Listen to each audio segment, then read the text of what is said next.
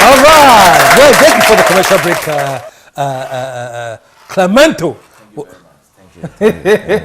was talking about Fiifi Coleman. He's a young guy. He said he was a senior, you know, and he is also in the house. He's a great director. He's done some fantastic things. So put your hands together, ladies and gentlemen. Let's welcome Fiifi Coleman. Hey, hey, hey,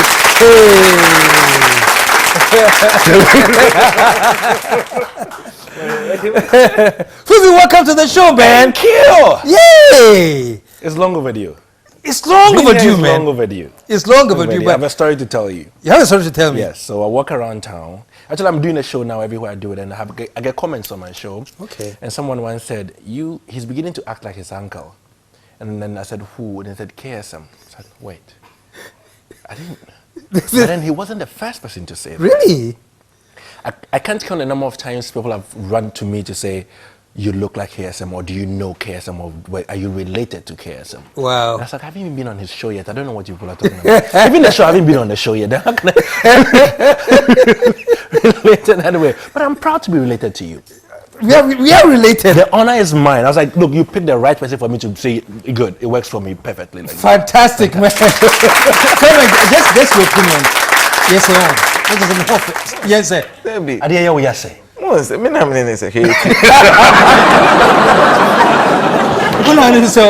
hate you. Okay. So, how have you been doing, man? It's been good. It's been great. It's good to see you young guys, you know, really shaking up the theater again, because theater really, really went down. At some point, it was there, and then it totally died, you know. Yep. And then gradually, you know, thanks to Ebo White just really wrapped, you know. And then you guys are. And I was like, hey, yeah, Uncle Ebo is doing it. He set the pace. Yeah. And we're like, wait, hold up. There was a vacuum that he alone couldn't fill that vacuum. Yeah. The need and the demand for theater was so huge, and it was just Uncle Ebo's quarterly plays. So we're like, wait, hold up. You went to school to study theater. You did directing. What are you people doing? So now we started applying ourselves to the stories that are relevant to the people, because we're still doing those old plays nobody cared about to them. And we're like, Kwanansi, and nobody wants to come and watch Kwanansi anymore. Yeah. It was so known to us. People wanted to something they can relate to, new stuff. Yeah. So we like pick the old plays, mash them up to the people now, what they think about, what they understand, and put it out there. The reception has been great, KSM. I know. I was at Prison Graduates. Yes. And I loved how you brought it to current times situation. You know, the politics, everything was current, and people could relate to it. So what you sat down and went through the whole the play, and rewrote parts to adjust to the. What did you do with that? I just identify moments in the play, and then it becomes the actor's duty. I don't want to spoon feed you.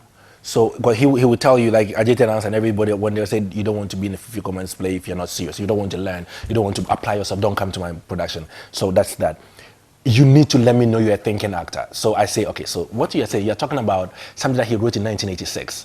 Okay, we're in 2017. Why are you still saying, what was the one that says, like some big English that would be like a cake. For me, nobody even uses those words anymore. Yeah. So start changing, start applying yourself. What will your character say? I say, listen, your character lives in Fadama, boy's house. Yeah. Would he even use this language if he wants to talk to his friends? Yeah. What would you say? So they go in and come back. He will tell you. They go in and come back. Okay, director. Okay, how about this one? They play it as why don't we just do that? And that's it. That's it. But most of it is like you doing the homework and me saying, fix to what I'm trying to do. That is the direction I want to go. I like it. Sometimes I'm taken aback. Sometimes they give me something, I'm like, oh, I walk out. I was like, you people are silly. I'm out. I'm like that. I can't handle you people again anymore. And then that's like, it says, yep, because they are being forced to think, and they are willing to learn. And if you're not willing to learn, I'm not working with you. So. Fantastic. That's a lot, man. That's a sign of a very, very good director, you know, because the old school directors actually direct you to do what they want you to do. Yeah. You know. They spoon feed you with everything. Spoon feed you with everything. Yeah. But you work with the actor and let me, Clemento, assess him as a director. Yeah, he's a selfish director. He will tell you bring something on board, and when you bring it, the first time, you say, hey, don't say this again. Wait till performance, go and give it to the audience. Because when you keep saying it, he'll be laughing. Yes, and he will spoil it. So. The element of surprise is so key in this, people don't get it. And he is very spontaneous. That's why I love to work with him. Like, something will come up, let's say, we're trying to, the day of production, the news of the day was maybe something about Esedun. That's what just came out in the morning. We have never rehearsed it. I've never heard him in it before. So all of a sudden he's on the stage, he's like, Esedun is jamming. I was like, what? Did we ever talk about this? No, director, we don't know anything about it. Okay, Clemento. So I'm like, sometimes you give it to me, I'm like, okay, don't say it here again. If you think it's working, it worked for me, but the more you say it, I will change it. Because I hear it often, I was like, okay, no, I don't want to go. So let's test that. Let's go. Throw it to the first show. Throw it out there, let's see how it works. If it picks up, okay, fine, you found the gem. Let's work with it. Yeah. If it doesn't work, don't even bring that to me again. Yep. That's fantastic. And no, you're going to say something? Oh, I was just saying he's fantastic. Yeah. He's a great. Fantastic. Yeah. And you went to the US for a while. Was it to study some more? Study Where some were you more. studying? Film. We want to do film? Yes. What aspect of film? Directing, writing, directing? Yes. I see. Yes. I see. As I had to. Because I realized, some of us are born into an industry where there's nothing else for us. Like, I feel like if I left the arts, if I left directing, if I left theater, I can't do anything else. Like, I don't see myself doing it. Like, I try to, like, okay, let me try something else. No, it doesn't work for me.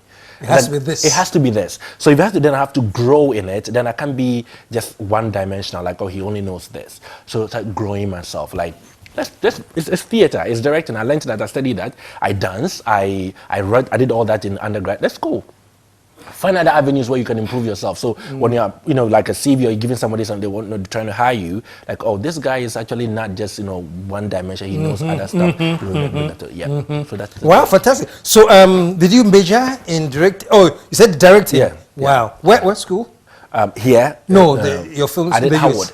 I did programs. I didn't do a complete course. I did programs with Howard University in Maryland, and then I did one with Anne Arundel Community College in, I think it's Maryland too as well. Yeah. Fantastic. Like that, fantastic. And did you own some jazz unit, jazz nightclub, or you managed? Yes, I managed. So because of my theater background, I know you can relate to this story. Like, I go to America and every job I keep finding was a job that has nothing to do with what I studied in school. Yeah. So first time everybody can hear this. So I worked at Walmart. You worked at Walmart doing sales? Sales. So I'm telling you, electronics.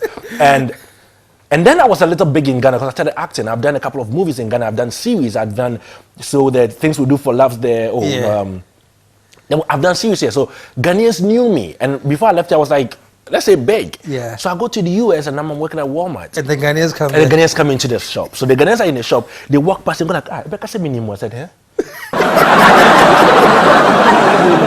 have no idea what you're talking about, madam. Can I help you? I said, oh, okay, fine.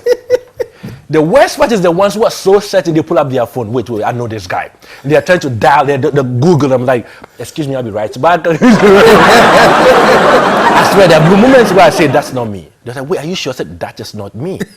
I said, what do you should talk? Yes, I'll talk to my mother and my father, but that is not me. I said, wow, you look alike. I said, yeah, very good. Thank you very much. And then I walk away. Why were you hiding your identity? I don't know, because at the time, university graduate from, like, Jagos and then selling at Walmart. Are you a hawker? Are you a hawker? the stigma of it was so, then I left, I was like, okay, I'm not doing sales anymore because I keep running into so many Ghanaians and they know me. And then when my colleagues, the Americans found out who I was, they're like, wait, you're a celebrity in your country? And I'm like, that was really bad. I was like, wait, you're on TV? Like, okay, this is not a good fit for me right now.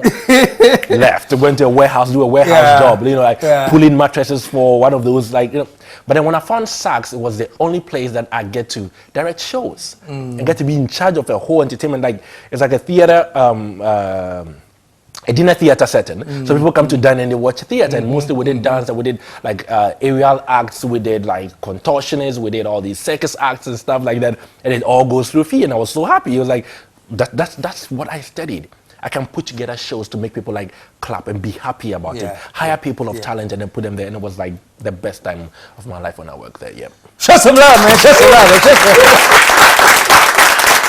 Come on, have you ever tried directing, or you No. just acting?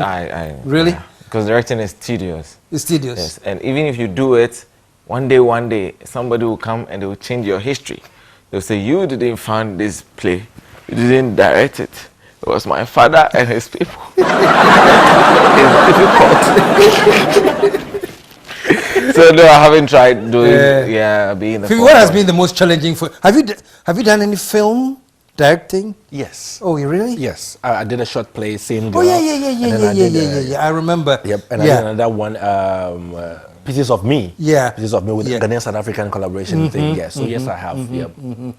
So, if you had to pick one medium, Why you even want to ask that question? Why would you even do that?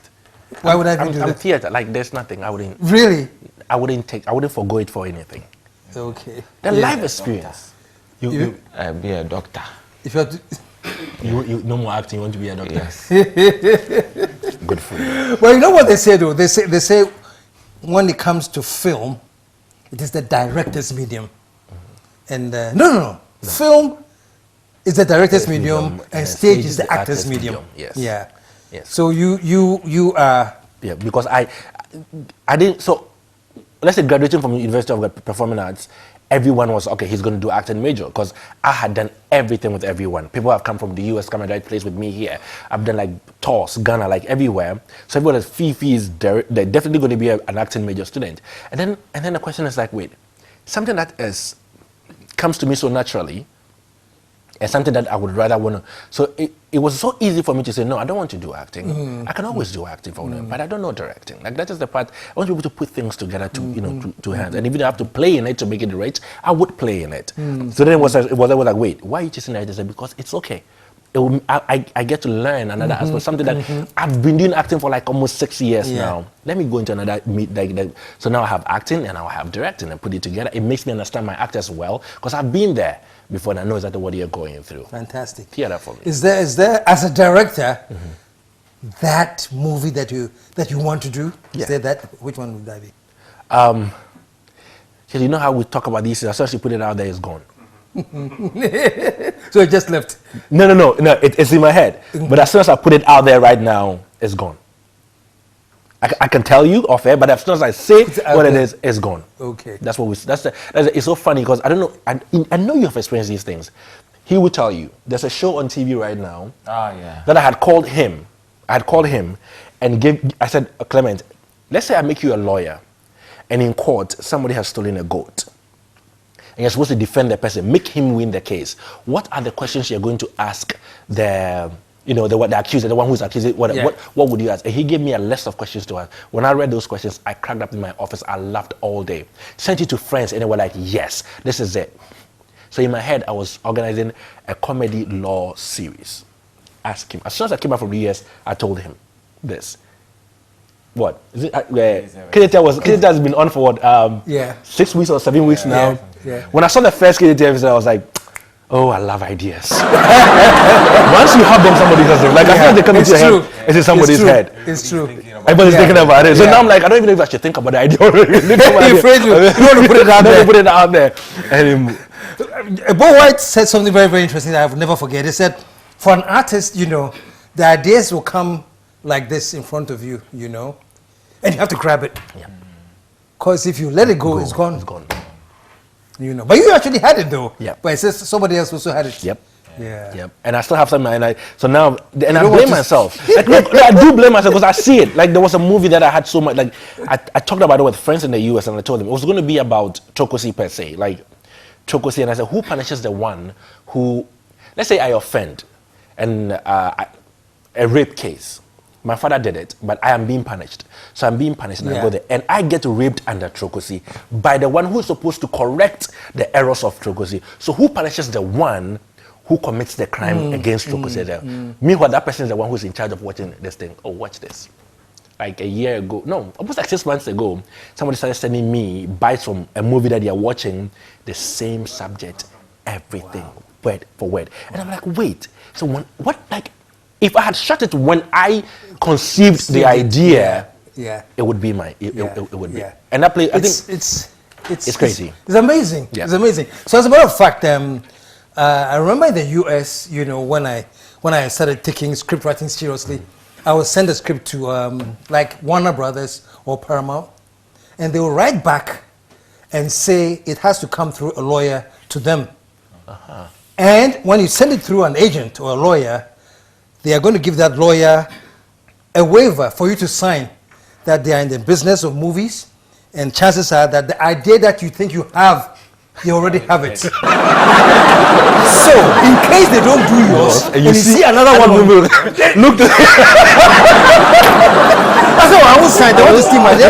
You want to stop? You know, so it's so right. You know, ideas are so fluid. You know. Yeah. Well, show them some love, man. Show them some love, man. Clemento. Thank you. So, you guys have anything? What's coming up next? For me, we're trying to do Ashanti, like a 150 member cast play. Really? Yes, celebrate. You say Ashanti Fudi Wafade, right? Is that what they say? Wafade. Yeah, but then how it became like that, because all other lineages are like matrilineal. So why they went the Wafa way is what we're trying to figure out. There's a story about it that I'm trying to put together, to put like 150 people together to tell that story. Wow. That's what I'm trying to work on right now. And Clement, what's next? A lot. He's part of it. No, Me take credit. When we're writing, we are looking at the paper already. So Of we're course, writing to fit of people. course. So What I want is a gun story. There's no gun story. Guns are suffering. Yes. Show them some love, man. Clemento and Fiifi Coleman. What's new is bringing out another song like this. Okay. Yeah, it's going to be with the Facebook Malams and stuff. Facebook Malams. Yeah. Yeah. So, yeah. And then basically. have you denied it? Asked why you denied it before. Have they written to you? Do you get from those people? The Facebook Malams? Send you friend request. Yeah. Oh, really? The Malams? No. So Maybe I have. I made a You mistake. have friends with them. Hey, KSM.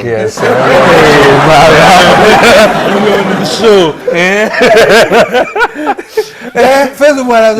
You deny them, say, deny. When I said they would send you, why are you denying money? Because I'm trying to help you. Money you want. What do you want? A lot of women, money. Just don't worry. I'll give you. Say, okay. The best I heard was this pastor. He's not a Malam. I think he's a pastor. He has what we call the solution water. And when you mix it and you say whatever you need, the water changes color, and then something crazy like that. And he says if you owe the bank money and you haven't paid and you can't pay, come to him. When he gives you the solution water, it's sort of going to dissolve and erase your record. Really?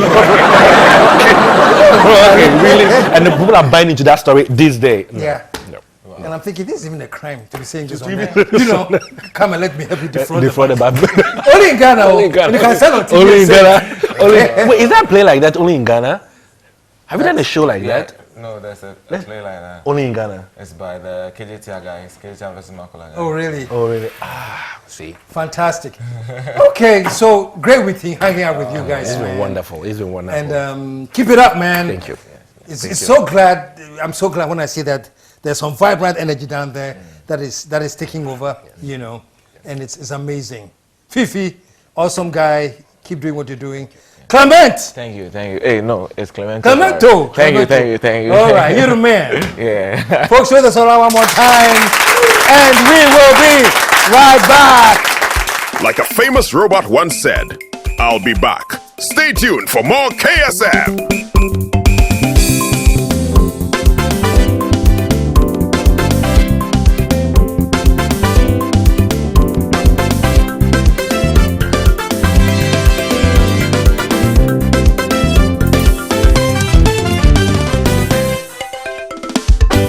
The KSM Show.